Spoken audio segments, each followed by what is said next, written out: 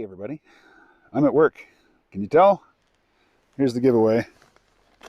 I usually don't have an antenna, not a visible, flexible one like that when I'm not at work. Anyway, I watched a video today by a software engineer who was kind of catastrophizing about GPT chat and how it is going to basically displace all knowledge workers in the next couple of years. I'm not a software engineer.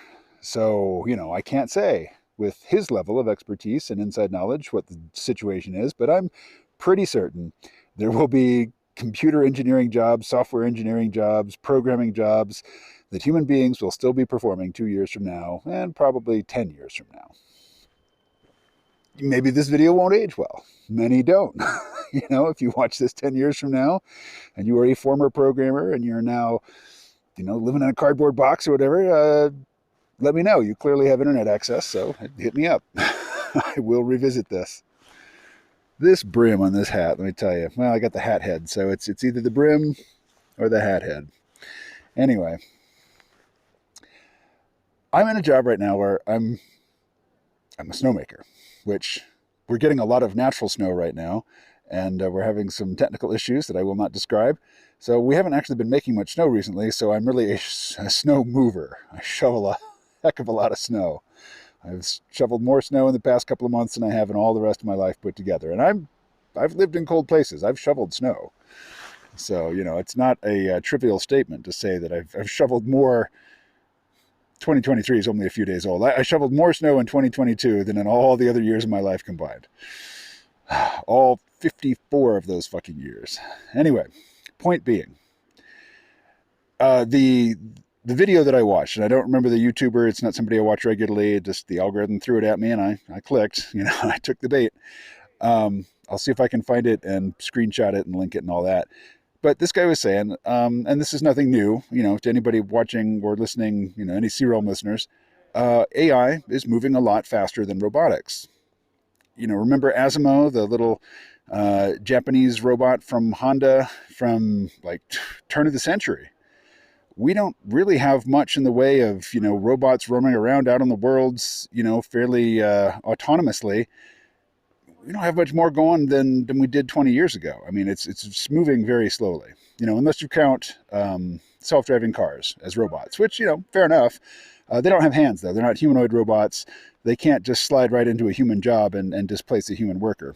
And I think we're probably decades away from such a device being either technically implemented or technically implemented in a way that it makes economic sense to replace humans. I mean, you could have a $2 million robot that can do the job of a $20,000 a year grunt worker, but where's the break-even point on that?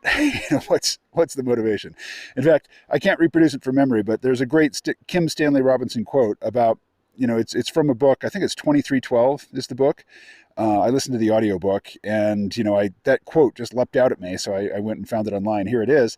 And it's basically saying, you can read it for yourself, but it's basically saying humans are going to be the cheapest general purpose robots for a long time. They reproduce, you don't have to build them.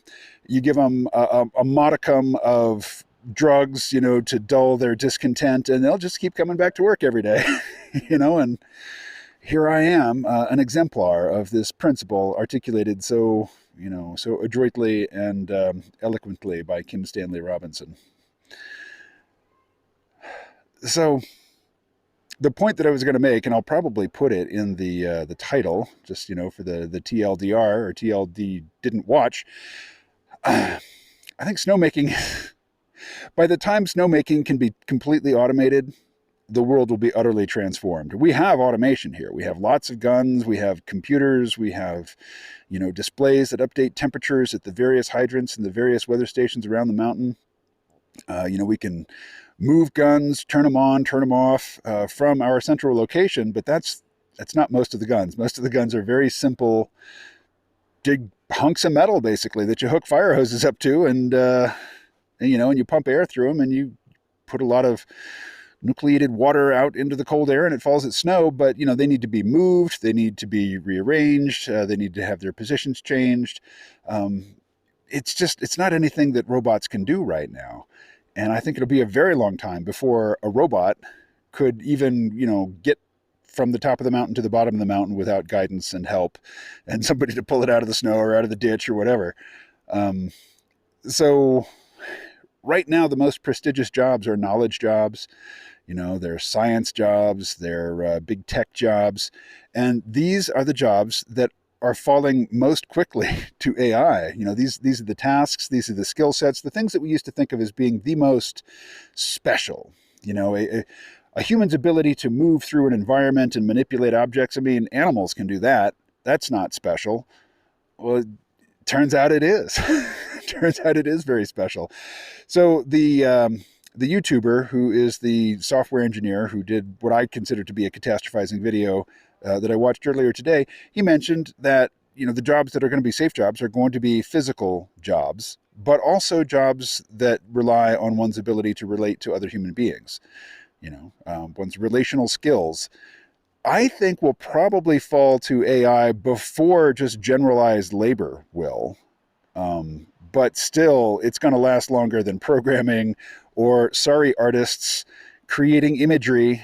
I mean, I know some of you, you look at my work and, I'm not the artistic equivalent of a fitness model, so, I must be a slob. But I can draw better than most people. I've had more artistic training than most people. If my artistic abilities are not good enough for me to have a valid opinion on this topic, well, then very, very, very few people in this world are qualified to weigh in on the topic of, artificial intelligence and image generation and whether or not it counts as art and whether or not it should be impeded or hampered or banned in order to protect the livelihood of those people who do make money creating images right now. And I won't rehash all of my positions about that. I will just say that creativity, and I've spent my life identifying as a creative person and even sacrificing, the ability to make a decent living doing mundane work for, holding out hope for a creative career. I'm largely coming around to the position that human creativity is kind of a simple hack and it's not difficult to recreate it. And that much of what we consider to be an artistic style is just our failure to fully incorporate, or fully duplicate all of the artistic skills of the people that we admire. And then we lean hard into the things that we get right, and we gloss over the things that we don't do very well, and we develop a certain confidence within a certain range, and that becomes our style. I think it's more of a cope. Calling it a style is more of a cope than anything else. A coping mechanism for you not following the young people lingo. But, human creativity, this semi-mystical thing, which is supposed to be valued above all, plodding, mundane, day-to-day uncreative labor, the machines have cracked it. Maybe not fully. Maybe you think they're going to hit a wall in the next 10 minutes and that the amazing progress of 2022 will not continue in 2023. And I'm just going to go on record right here and say, you're wrong about that. Let's revisit that at the end of 2023 and see how things have progressed in the last 12 months. All right. Well, the short videos seem to do better, and it's too late to keep this one under 5 minutes, but I can keep it under 10 minutes. So I will talk to you again soon. Stay well.